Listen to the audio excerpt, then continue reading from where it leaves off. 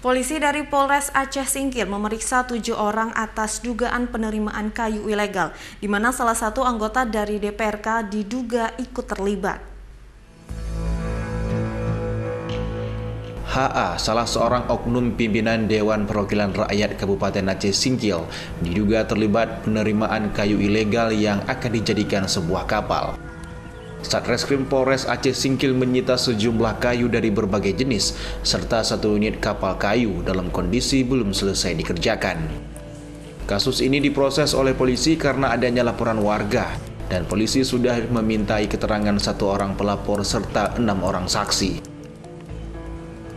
Kapolres Aceh Singkil AKBP Iin Maryudi Helman mengatakan pihaknya sedang melakukan penyelidikan dan koordinasi serta menyurati Gubernur Aceh melalui Polda Aceh terkait izin pemeriksaan terhadap HA yang menjadi terlapor. Ya, saat ini masih kita dalam penyidikan. SPDP kita sudah kita kirim ke pihak kejaksaan.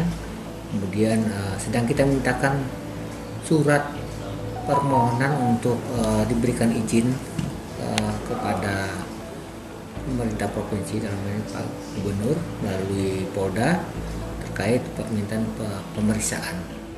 Terlapor dijerat dengan Undang-Undang Republik Indonesia Nomor 18 Tahun 2013 tentang pencegahan dan pemberantasan pengerusakan hutan dengan ancaman paling singkat 1 tahun dan paling lama 5 tahun.